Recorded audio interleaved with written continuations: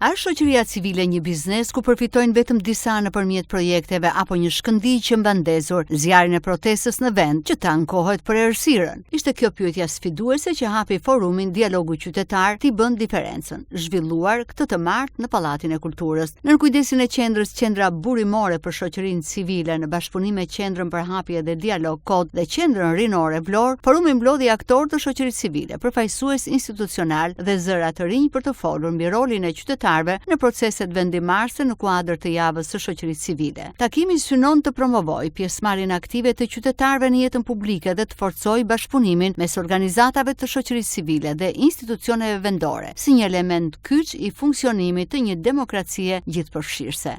Aktiviteti sot mbledh së bashku organizatat shoqërisë civile, aktorë institucional, të cilët në punën e tyre të përditshme kanë pjesëmarrjen e qytetarëve në vendimarrje.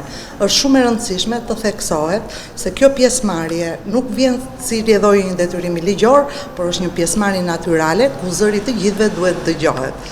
Duke pasur në fokus punës sonë punën me qytetarët, mendojmë se duhen aktivizuar mekanizma të cilët janë jo vetëm të njohur ligjërisht, por janë dhe mekanizma të cilët ndihmojnë qytetarët që zërin e tyre, mendimin e tyre ta përcjellin në instanca më të larta dhe zëri i tyre të dëgjohet. Është shumë e rëndësishme të promovojmë aktivitete, iniciativa të njerëzve të qytetit, të njerëzve të caktuar, të cilët e duan këtë qytet, punojnë për të dhe së bashku me aktorë të ndryshëm të shoqërisë civile bëjnë që zëri i tyre të dëgjohet. Unë vetë nga përvoja ime mund të flas për organizatën që përfaqësoj.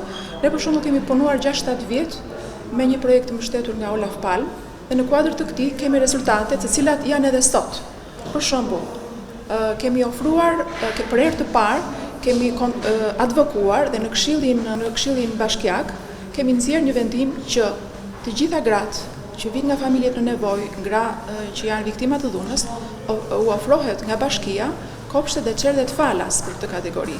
Këtë kemi bërë në bashkëpunim me organizatën Vatra duke advokuar fort dhe kjo është një gjë që vazhdon. Ka 4-5 vjet që vazhdon. Një tjetër nismë që përsëri vazhdon është ofrimi i transportit falas për gratë dhe vajzat në nevojë të zonave rurale për të ndjekur kurset e formimit profesional, të cilat ofrohen tashmë nga Qendra e Formimit Profesional. Pra, edhe këtë e financon çdo vit bashkia.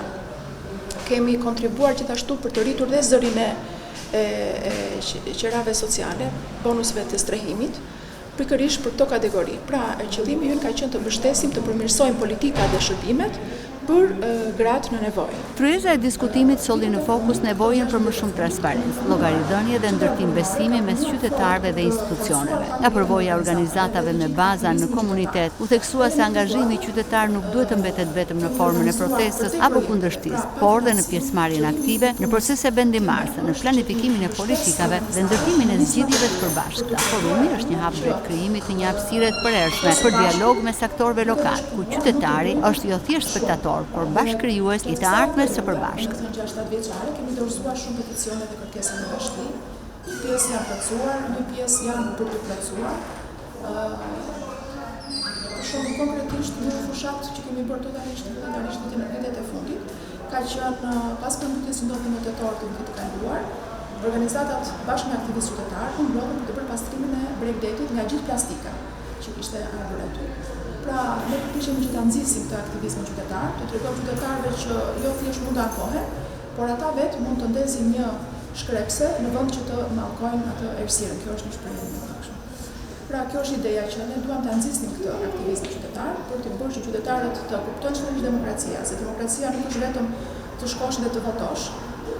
Patjetër që është shumë e rëndësishme, por puna duhet të vazhdojë e të gjithë komunitetit, duke vazhduar të ushtrojmë presion tek institucionet shtetërore me qëllim që kërkesat e qytetarëve të merren parasysh.